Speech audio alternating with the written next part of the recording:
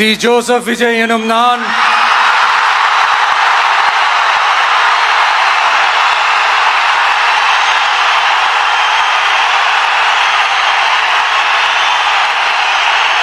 சட்டப்படி அமைக்கப்பெற்ற இந்திய அரசியல் அமைப்பின்பால் உண்மையான நம்பிக்கையும் மாறா பற்றும் கொண்டிருப்பேன் என்றும் இந்திய நாட்டின் ஒப்பில்லாத முழு முதல் ஆட்சியையும் ஒருமையையும் நிலை நிறுத்துவேன் என்றும் தமிழ்நாட்டு அரசின் முதலமைச்சராக உண்மையாகவும் உளச்சான்றின்படியும் என் கடமைகளை நிறைவேற்றுவேன் என்றும்